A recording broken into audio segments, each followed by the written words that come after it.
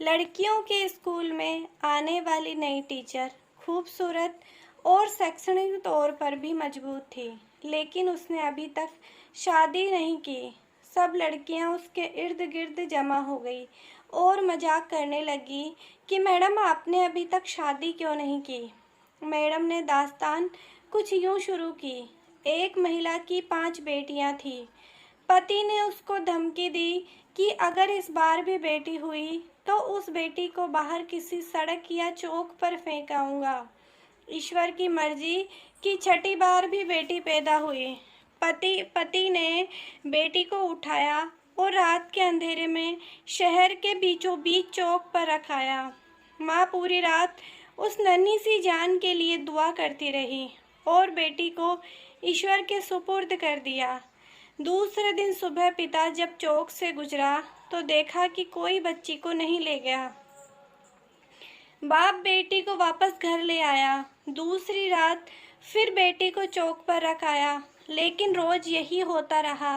हर बार पिता बाहर चौक पर रखाता और जब कोई नहीं ले जाता तो मजबूरन वापस उठा लाता। यहाँ तक कि उसका पिता थक गया और तब ईश्वर की मर्जी पर राजी हो गया। फिर ईश्वर ने कुछ ऐसा किया कि 1 साल बाद माँ फिर पेट से हो गई और इस बार उनको बेटा हुआ।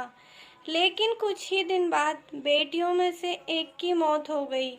यहाँ तक कि माँ 5 बार फिर पेट से हुई और 5 बेटे हुए, लेकिन हर बार उसकी बेटियों में से एक इस दुनिया से चली जाती। इस प्रकार 5 बेटे जन्मे और 5 बेटियां ईश्वर को प्यारी हो गई। अब 5 भाइयों के बीच सिर्फ एक ही बेटी जिंदा बची और वह वही बेटी थी जिससे बाप जान छुड़ाना चाह रहा था। माँ भी इस दुनिया से चली गई। इधर 5 बेटे और एक बेटी सब बड़े हो गए।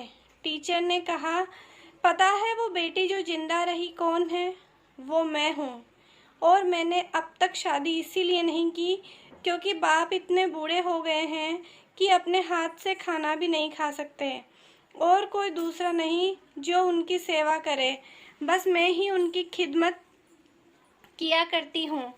और वो 5 बेटे कभी कभी आकर पिताजी का हालचाल पूछ जाते हैं। पिता हमेशा शर्मिंदगी के साथ रो रो कर मुझसे कहा करते हैं, मेरी प्यारी बेटी, जो कुछ मैंने बचपन में तेरे साथ किया उस पर मुझे माफ़ करना। मैंने कहीं बेटी के बाप से मोहब्बत के बारे में एक प्यारा सा किस्सा पढ़ा था कि एक पिता बेटे के साथ फुटबॉल खेल रहा था और बेटे की हौसला अफजाई के लिए जानबूझकर हार रहा था। दूर बैठी बेटी बाप की हार बर्दाश्त न कर सकी और बाप के साथ लिपटकर रोते हुए बोली, बाबा आप मेरे साथ खेलें ताकि मैं आपकी जीत के लिए हार सकूं। सच ही कहा जाता है, बेटी तो माँ बाप के लिए रहमत होती है। हमें भी अपनी बेटियों को बेटों के समान प्यार देना चाहिए। दोस्तों, आपको हमारी ये कहानी कैसी लगी प्लीज़ कमेंट में ज़रूर बताइए।